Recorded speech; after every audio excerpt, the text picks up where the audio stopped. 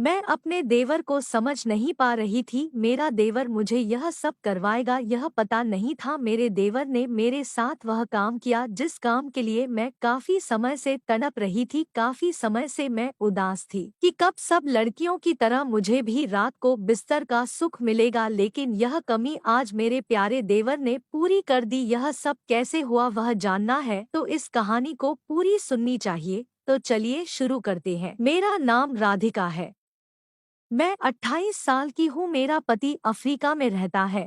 वहाँ पर वो एक हीरे के कारखाने में काम करता है। उसकी तनख्वाह अच्छी है, लेकिन जब से शादी हुई है तब से वहाँ चला गया है। अब तक वापस नहीं आया। मेरे घर में मेरे सास ससुर और मेरे देवर रहते हैं। मेरे देवर मुझसे 5 साल छोटे हैं। मेरा देवर मेरे पति की तरह बहुत हैंडसम है। मेरे देवर का नाम सुनील है। मैंने जब पहली बार देवर का देखा तब से मैं मेरे देवर की दीवानी हो गई हूँ। आज भी मुझे जब भी मन करता है तब मेरे देवर को मैं अपने पास बुला लेती हूँ। यह बात तब की है जब मेरे पति यहाँ से अफ्रीका चले गए और मेरे सास ससुर किसी काम के लिए गांव गए थे। मेरे सास ससुर के जाने के बाद मेरे देवर मुझसे ज्यादा बात करने लगे। 2-3 दिन तो कुछ काम नहीं किया, घर पर ही मेरे साथ गप्पे लड़ाते रहे। मुझे थोड़ा थोड़ा एहसास हो गया था कि मेरे देवर की नजर मुझ पर खराब हो रही है, लेकिन मैं भी यही चाहती थी। एक बार तो मैंने मेरे देवर से पूछ ही लिया, क्यों तुम मुझे पूरे दिन देखते रहते हो? तो मेरे देवर ने जवाब दिया कि भाभी आप मुझे बहुत अच्छी लगती हो, जी करता है आपको ही देखा करूं। वैसे भी भैया बाहर रहते हैं तो घर में कोई नहीं है, तो थोड़ा हक तो आपका ख्याल रखने में बनता है ना। मैंने कहा यह बात भी सही है, तुम मुझसे क्या चाहते हो? तो मेरे देवर ने कहा भाभी आपको सब पता है, मुझे कहने की जरूरत नहीं है। ऐसी बात होने पर मैं क्या बोलती। मैं मेरे देवर के पास जाकर बैठ गई और कहने लगी जो करना है जल्दी करो, फिर हमारे पास ज्यादा टाइम नहीं है।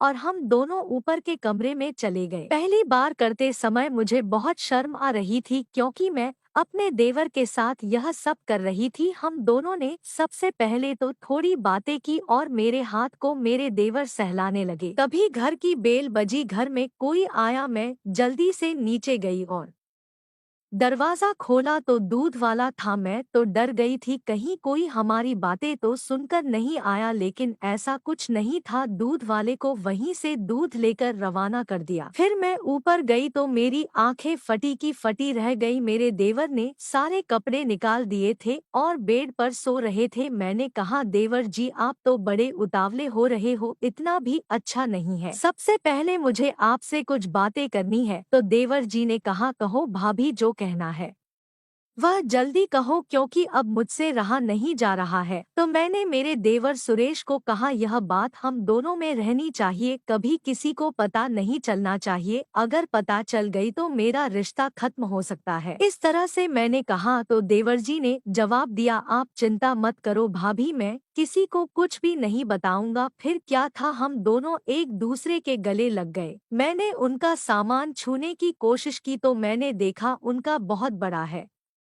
मैं अंदर से खुश होने लगी, अब मुझसे भी रहा नहीं जा रहा था। इस तरह हम दोनों ने वह काम किया जो आज तक मुझे मेरे पति नहीं दे सके थे। आज मुझे अपने देवर के ऊपर प्यार आ गया था। इस तरह से सुबह तक हम दोनों बेड पर सोते रहे। पता नहीं सुबह तक कितनी बार होगा। यह सब मेरा पहली बार था, पर मेरे देवर का भी पहली बार था। समय के चलते 1 महीना निकल गया। 1 महीने तक हम दोनों रोज साथ में ही सोते थे।